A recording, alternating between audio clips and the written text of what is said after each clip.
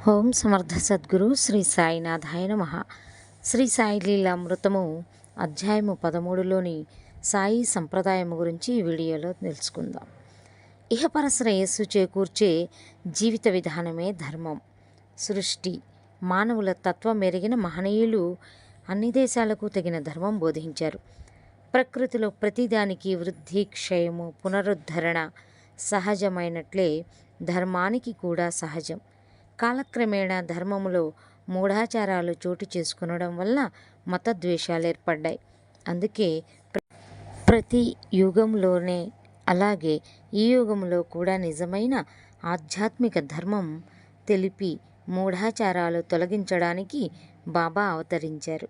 శ్రీకృష్ణుడు, బుద్ధుడు, క్రీస్తు, మహమ్మదుల వల్లనే ఆయన మనకు ధర్మం తెలిపారు. ఒక పేద బ్రాహ్మణుడు బాబాను ధన సహాయం కోరాడు. కానీ లోపల ఆయన ముస్లిం అనే శంక కూడా ఉన్నది. మొదట కొంతసేపు సాయి పట్టించుకోలేదు.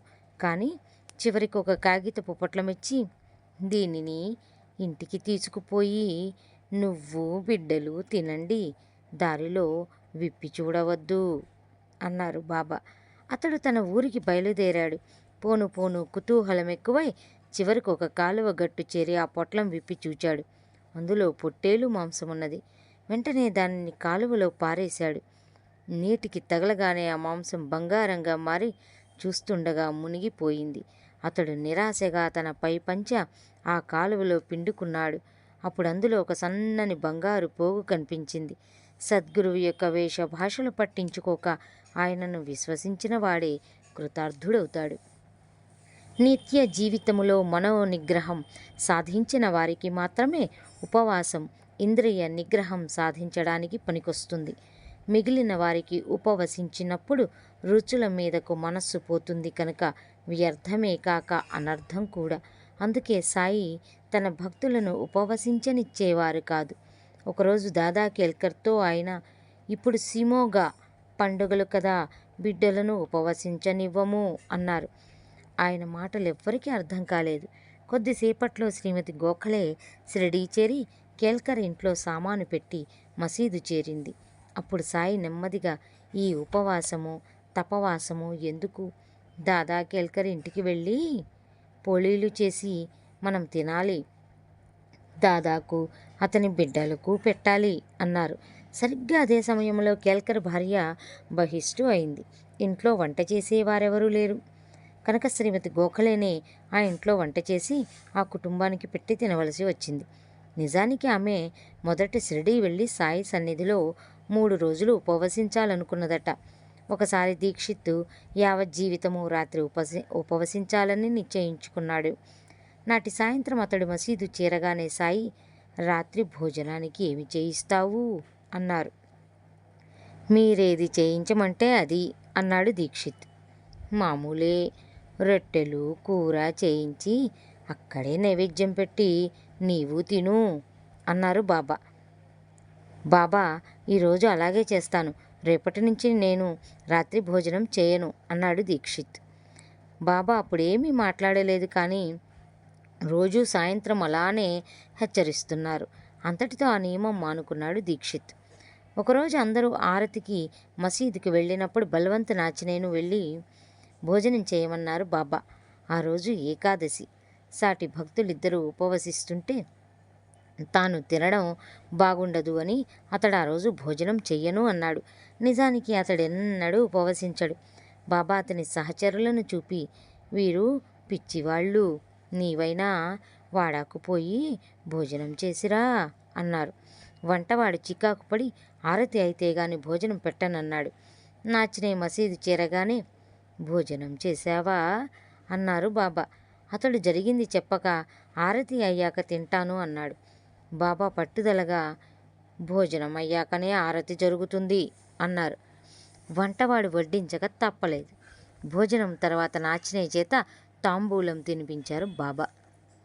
శ్యామ తరచుగా ద్వారకలో 50 కోట్ల మంది యాదవులుండేవారని, రామునికి యుద్ధంలో సహాయంగా 1 కోటి మంది వానరులు ఒకచోట చేరారని రాశారు.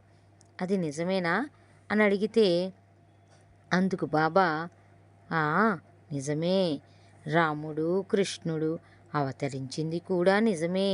వారంతా చీమల పుట్టల్లా ఒకరిపైన ఒకరు చేరారు అన్నారు.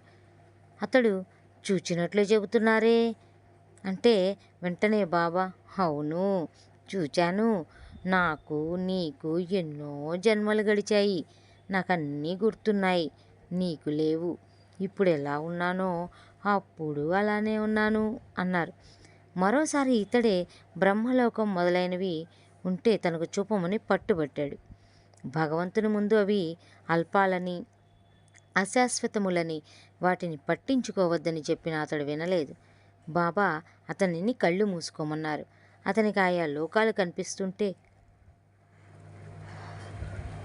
బాబా సత్యలోకములో బ్రహ్మను, వైకుంఠములో విష్ణువును, కైలాసములో శివుణ్ణి చూపి, మనం కోరవలసినది వీటికి అతీతమైనది అన్నారు. నాగపూర్ జిల్లాకు చెందిన భీష్మకు 1908లో ఒక రాత్రి కలలో ఒక నల్లని సద్బ్రాహ్మణుడు దర్శనమిచ్చి ఒక కాగితం మీద సచ్చిదానంద అన్న మంత్రం చూపాడు. తర్వాత అతడు ఒక సాధువుని అడిగితే అది అతని సద్గురు నామమని చెప్పాడు. తర్వాత అతడు షిరిడీ వచ్చినప్పుడు సాయి అతన్ని చూస్తూనే నవ్వి జై సచ్చిదానంద అన్నారు.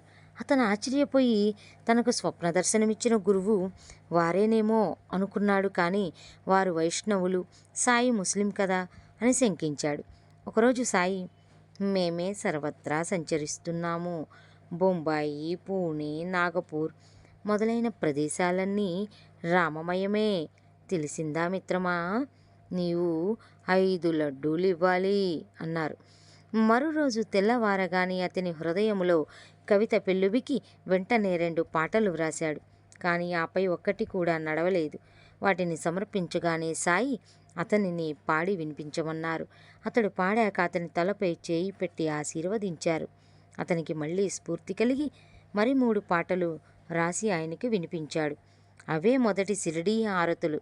సాయి ఇలా కోరి తమ తపశ్శక్తి ధారపోసి రాయించుకున్న దక్షిణగా తీసుకున్నటువంటి సాయి హారతి పాటలు ప్రతిరోజు బాబా గుడిలో మనం పాడుతూ ఉంటాము. తర్వాత దాసగను, మాధవులు మరికొన్ని పాటలు చేర్చి నేటి షిరిడీ హారతులు కూర్చారు. అందుకే భావమేరిగి వాటిని పాడుకొనడం ఎంతో శ్రేయస్కరం. మన శాస్త్రాలను బాగా చక్కగా వివరించారు. శ్రోత్రియుడు నానా చంద్రకర్ తనకు భోజన సమయంలో తరచుగా అతిథులు దొరకడం లేదు అన్నాడు. బాబా, నానా, శాస్త్రాల్లో పొరపాటేమీ లేదు. వాటిని నీవే సరిగా అర్థం చేసుకోలేదు. అతిథి అంటే మానవుడే కాదు, భోజన సమయానికి వచ్చిన ఏ ప్రాణి అయినా అతిథే. క్రిమికీటకాదుల నుండి మానవుల వరకు నిజంగా లభించిన అతిథులను నువ్వు గుర్తించడం లేదు. కాకబలికి బయట సమృద్ధిగా అన్నం విడిచిరా. ఏ ప్రాణిని పిలువవద్దు, తరమవద్దు. ఏ ప్రాణి వచ్చిందన్నది పట్టించుకోవద్దు. అలా చేస్తే లక్షలాది అతిథులను నువ్వు ఆదరించినట్లే అని బాబా అన్నారు. ఏ విషయంలోనైనా కొంతవరకు జాగ్రత్త అవసరమే, సహజమే. కానీ సర్వానికి కర్త భగవంతుడేనని, సద్గురు అనుగ్రహాన్ని మించినదేదీ లేదన్న సత్యాన్ని అది మరిపించకూడదు. అది పిరికితనంగా, మూఢనమ్మకంగా మారకూడదు.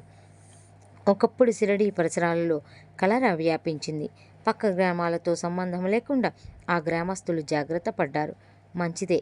కానీ ఊరిలోకి కట్టెల బండి ప్రవేశించడం అశుభమని నమ్మి నిషేధించి దాన్ని ఉల్లంఘించిన వారికి జరిమానా ప్రకటించారు.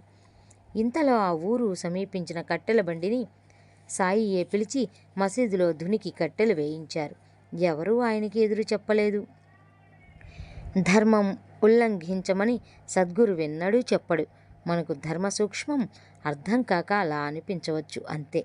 శాస్త్రవాక్యాన్ని విడిచి ఆయన ఆజ్ఞనే పాటించమని ధర్మశాస్త్రము, ఆధ్యాత్మ విద్య చెబుతాయి. కారణం, ధర్మాలన్నీ సద్గురు కృపను ప్రసాదించేవే.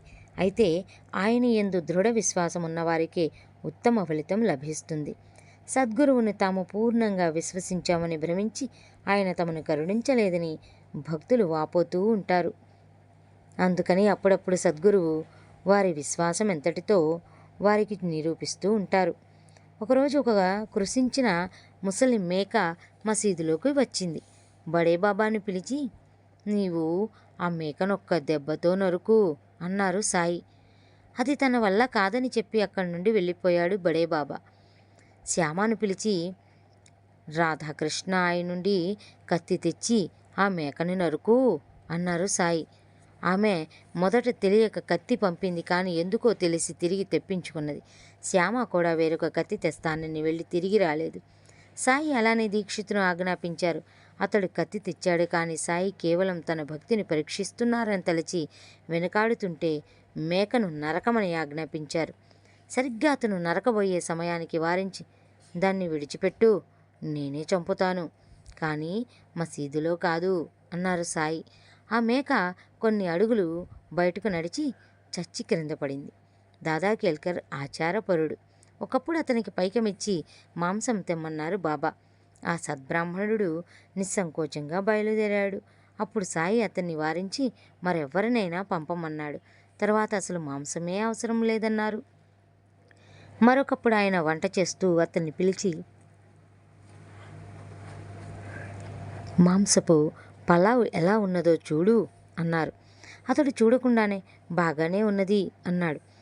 చూడకుండానే బాగుందంటావేం, మూత తీసి చూడు అంటూ సాయి అతని చేతిని గుండెగలోనికి తోసి గరిటెతో కొంచెం పళ్ళెంలో వేసి, ఆచారం గురించి భయపడకు అని అతనిని ప్రేమగా గిల్లారు.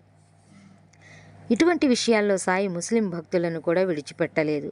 ఒక ముస్లిం తనకు సంతానం కలిగితే షిరిడీలో మిఠాయి పంచుతానని మొక్కుకున్నాడు. అతని కోరిక ఫలించింది. అతడు షిరిడీ చేరి మిఠాయి పంచడానికి బాబా అనుమతి కోరాడు. ఆయన నవ్వి మారుతి ఆలయంలో పంచమన్నారు. అతడు నివ్వెరబోయి, నేను ముస్లింని కదా, అదెలా సాధ్యం అన్నాడు. బాబా నవ్వుతూ, ఇటీవల వారికి జరిగిన యుద్ధంలో మారుతి అల్లాహ్ను ఓడించాడు అని ఉగ్రేలే, ఏం ముస్లిమురా నీవసలు, ఆలయంలో మిఠాయి పంచుపో అని గద్దించారు. సర్వగతుడైన భగవంతునిపై భక్తికి మతభేదం ఆటంకం కాదని వారి భావం అన్నమాట. అతడు బాబా ఆజ్ఞను పాటించాడు. నైజాం రాష్ట్రానికి చెందిన ఒక ముస్లిం మత ప్రముఖుడు హాజీ షిరిడీ వచ్చి, షిరిడీలో ఆ మసీదులో అగ్నిహోత్రము, గంటలు మొదలైనవి ఉంచడం గురించి బాబాతో, ఇది ముస్లింలైన మీకు తగదు, అల్లాహ్ మేము సహించడు అన్నాడు. సాయి ఉగ్రులై, నీవు అసలు ముస్లింవేనా? నీకు నమాజ్, షరియత్, ఖురాన్లు తెలుసా? ముస్లింలు మాత్రమే దేవుని చేత సృష్టించబడ్డారా? తక్కిన వారిని ఎవరైనా జీతానికి అప్పగించారా? వారి చావు పుట్టుకలు, ఆకలి దప్పులలో ఏమైనా భేదమున్నదా? అసలైన ఇస్లాం నాకు తెలుసు, భగవంతుని శక్తిని రుజువు చేయగలవాడే ముస్లిం అన్నారు బాబా. ఆ ఖాజీ సాయంత్రం వరకు మౌనంగా మసీదు ముంగిట పచార్లు చేసి బాబాకు మోకరిల్లి తనను అనుగ్రహించమని కోరుకున్నాడు. అతనిని 3-4 రోజులు తమ దగ్గర ఉంచుకొని ఆశీర్వదించి పంపారు బాబా. ధర్మాచరణ, భగవంతునికి శరణాగతి మాత్రమే ఇస్లాం ధర్మమని ఖురాన్ చెబుతుంది. సాయి మతమౌఢ్యాన్ని నిరసించేవారు. భక్తులు ఆయనను మొదట పూలతో మాత్రమే పూజించేవారు. ఒక్క మహల్సాపతి మాత్రమే ఆయన కంఠానికి చందనము అద్దేవాడు. ఒకనాటి రాత్రి అతనికి స్వప్నంలో ముఖానికి చందనం ధరించి సాయి దర్శనమిచ్చారు. మరో రోజు నుండి అతడు సాయిని అలానే అలంకరించసాగాడు. అతన్ని నివారించమని ముస్లిములు కోరినా ఆయన అభ్యంతరం చెప్పలేదు. వారిలో కొందరు సంగమనేరులోని ఖాజీతో సంప్రదించి సాయి ముఖాన చందనమద్దిన వారిని దండించదలిచారు. మొహుద్దీన్ తంబులి ఆ విషయం మహల్సాపతికి చెప్పాడు. మరో రోజు అతడు మసీదు ముంగిట నుంచి సాయిని పూజిస్తున్నాడు. సాయి అతన్ని లోపలికొచ్చి, నా ముఖాన చందనమద్దు, ఎవరడ్డొస్తారో చూస్తాను అని గద్దించారు. ఆ ముస్లింలు భయపడి వెళ్ళసాగారు. హిందువులు నిర్భయంగా తమ మతానుసారం సాయిని ఆరాధించసాగారు. వేరు మతాల వారికి దైవం వేరైతే మతం మార్చుకోవడం ద్రోహం, లజ్జాకరము. దైవం ఒక్కడే అయితే మతం మార్చుకొనడం అనవసరం. ఒక హిందూ యువకుడిని ముస్లింగా మార్చి గర్వంగా బాబాకు చూపాడు బడే బాబా. సాయి ఉగ్రులై ఆ యువకుని చెంప మీద కొట్టి, నీ అబ్బను మార్చుకున్నావట్రా అన్నారు బాబా. హిందువులు తమ మతాచారాలతో మసీదును అపవిత్రం చేస్తున్నారని తలిచాడు ఒక పఠాను. ఒకనాటి రాత్రి చావడిలో పడుకున్న సాయి చెంతకు వెళ్ళి అక్కడ నిద్రిస్తున్న హిందువులను చూపుతూ, మీరు అనుమతిస్తే మసీదును అపవిత్రం చేస్తున్న వీరందరినీ ఇప్పుడే చంపేస్తాను అన్నాడు. అందుకు సాయి శాంతంగా, ఇందులో తప్పేదైనా ఉంటే అది నాదే. వారందరినీ చంపే కంటే నన్నే చంపితే సమస్య తీరుతుంది అన్నారు బాబా. వెంటనే అతడు నివ్వెరపోయి ఆ సంకల్పం విడిచిపెట్టేశాడు. కానీ మరొక పఠాను అందుకు కూడా సిద్ధమయ్యాడు. ఒకరోజు సాయి మసీదులో అటూ ఇటూ తిరుగుతూ ఉన్నారు. ఇతడు చేతిలో దుడ్డు కర్ర తీసుకొని వెనక నుండి వచ్చి సాయిని కొట్టబోయాడు. అతడు కర్ర ఎత్తిన క్షణంలో ఆయన అతని వైపు తీవ్రంగా చూసి అతడి చేయి తాకారు. అదేమి చిత్రమో, అతడి బలమంతా పోయి కుప్పకూలిపోయాడు. నాటితో అతడు ఆ సంకల్పం విడిచాడు. ఇలాంటి ముస్లిమే మరొకడు హిందువులను భ్రష్టులను చేయదలిచి బాబా లెండీకి వెళ్ళినప్పుడు మసీదులోని మంచినీటి కుండలలో తాను త్రాగిన నీళ్లని కలిపాడు. ఇంతలో బాబా తిరిగి వచ్చి ఆ నీళ్లు పారబోసి కుండలు పగలగొట్టి పెద్దగా తిట్టారు. హిందూ భక్తులకు వలె పాత్రులైన ముస్లింలను కూడా సంస్కరించి అనుగ్రహించేవారు సాయి. ఎన్నోసార్లు మక్కా యాత్ర చేసిన ఒక ముస్లిం హాజీ సిద్దిక్ సాల్కే షిరిడీ వచ్చాడు. అతన్ని చూస్తూనే బాబా ఉగ్రులై 2 నెలల వరకు అతన్ని మసీదులో ప్రవేశించనీయలేదు. ఒకరోజు శ్యామ అతని తరపున ప్రార్థిస్తే, ఆ హాజీ బార్వే బావి దగ్గరకు సన్నని కాలిబాటన వస్తాడా అన్నాడు బాబా. హాజీని అడిగితే అతడు వస్తానన్నాడు. అది విని సాయి, 4 వాయిదాలలో 40,000 చెల్లిస్తాడా అన్నారు. శ్యామ అడిగి వచ్చి అతడు 40 లక్షలైనా ఇవ్వడానికి సిద్ధమేనట అని చెప్పాడు. ఈసారి ఆయన, మేమొక మేకను కోస్తాము, అతడికి తల, పిరుదులు, వృషణాలు ఏది కావాలో కనుక్కో అన్నారు. బాబాగారి మట్టి కుండలోని చిన్న రొట్టె ముక్క చాలు అని కబురు చేశాడు హాజీ. అది విన్న సాయి పట్టరాని ఆవేశంతో మసీదులోని పాత్రలన్నీ బయటపారేసి కప్పినీ చేతులు పైకి ముడుచుకుంటూ కోపంగా హాజీ వద్దకొచ్చి, ఇక్కడున్నది ఎవరనుకున్నావు? మక్కా యాత్ర చేశానని గర్వమా? ఖురాన్ అలా చెప్పిందా? ఇంత చేసి నీవు నన్నెరుగవు అన్నారు. హాజీ భయంతో వణికిపోయాడు. బాబా మసీదుకి తిరిగి వచ్చేసి తన వద్దనున్న పైకంతో పండ్లు కొని హాజీకి పంపి 50 రూపాయలు కూడా ఇచ్చారు. నాటి నుండి అతడు మసీదు ప్రవేశించడానికి సాయి అనుమతించారు. ఆయన చెప్పిన మేక శరీరంలోని భాగాలు ఏమిటి అంటే ధర్మ, అర్థ, కామాలు. హాజీ కోరినది సాయి నిత్యం అనుభవించే మోక్షం. సాయి పాత్రలోని చిన్న రొట్టె ముక్క. దాన్ని కోరడంలో హాజీ గురుచిష్టం కోరాడు. సాయి చెప్పిన కాలిబాట కఠోరమైన సాధన. 40,000 రూపాయలు అంతఃకరణ చతుష్టయం. కానీ అవి మొదట తాను హాజీననే గర్వంలో చిక్కుకున్నాయి. అతడు తమను శరణు పొందాకనే సాయి కోపంతో అతని గర్వం అణచడం సరియైన గురువుల పద్ధతి. అది నెరవేరగానే తమ సంతోషానికి సంకేతంగా సాయి పండ్లు కానుక ప్రసాదించారు. ఇలానే హిందువులను కూడా సంస్కరించారు సాయి. బలవంతనాచినే 1915లో ఒకనాటి రాత్రి 8 గంటలకు సాయిని దర్శించి ముక్తి మార్గం చెప్పమని ప్రార్థించాడు. దేవుపూర్ వెళ్ళి అక్కడ అనాదిగా మీ పూర్వీకులు అర్చిస్తున్న శిలలను ఆశ్రయించు అన్నారు సాయి. అతనికి ఏమీ అర్థం కాలేదు. ఇంటికి వెళ్ళాక నిజంగానే వారి పూర్వీకులు దేవపూర్లో కొన్ని విగ్రహాలను పూజించేవారని అతని తండ్రి చెప్పాడు. 5 తరాలకు ముందు వారి పూర్వీకుడు బాబా ప్రయాగ్ తమ 70వ సంవత్సరంలో ఆ సంతానం కోసం ఏకనాథుని శిష్యుడైన బాబా భాగవత్ అనే మహాత్ముని త్రయంబకేశ్వరంలో దర్శించాడట. ఆయన ఆశీస్సులతో కలిగిన పసిబిడ్డను దేవపూర్ తీసుకువెళ్ళి జ్ఞానేశ్వరి వ్రాతప్రతి చేతిలో పెట్టారు భాగవత్. వంశం నిలబడితే ఆ వంశస్థులు, భాగవత్ వంశస్థుల నుండి ఉపదేశం పొందుతామని ఆ పూర్వీకుడు మొక్కుకున్నాడు. ఇదంతా సాయికి తెలియడమే ఆశ్చర్యం. అయినా సరే చాలా సంవత్సరాలకు ఆయన నాచునే 1927లో నామా మహారాజ్ అనే 15 సంవత్సరాల మహాత్ముని దర్శించాడు. ఆయన దేవపూరు వెళ్ళావా అన్నారు. నాచిని ఆశ్చర్యపోయి, ఆ గురువంశంలో నాకంటే పెద్దలెవరూ లేరని వెళ్ళలేదు అన్నాడు. అయితేనేం, నా గురువు శ్రీ దోయిపోడే నాకంటే చిన్నవారు. నీ గురువు పేరు భాగవత్ అన్నారు ఆ మహాత్ముడు. నాచినే త్వరలో దేవపూర్ వెళ్ళి ఉపదేశం పొందాడు. సంవత్సరం తర్వాత నానూ మహారాజ్ బొంబాయి వస్తున్నారని అతనికి తెలిసి స్టేషన్కు వెళ్ళాడు నాచిని. నానూ మహారాజ్ అతనికి తమ గురువైన 8 సంవత్సరాల శ్రీపాద దోయిపోడే గారిని చూపారు. తర్వాత శ్రీపాదులు కొంతకాలం గుంటూరులో మెట్రిక్ చదివారట. ఓం సమర్థ సద్గురు శ్రీ సాయినాథాయ నమః. అధ్యాయం 13 సంపూర్ణము. ఇప్పటికీ మా ఛానలు సబ్స్క్రైబ్ చేసుకొని వాళ్ళు ఎవరైనా ఉంటే దయచేసి సబ్స్క్రైబ్ చేసుకొని, మా వీడియో నచ్చితే తప్పనిసరిగా ఒక లైక్ ఇచ్చి మమ్మల్ని ఆదరిస్తారని ఆశిస్తున్నాను. ధన్యవాదాలు.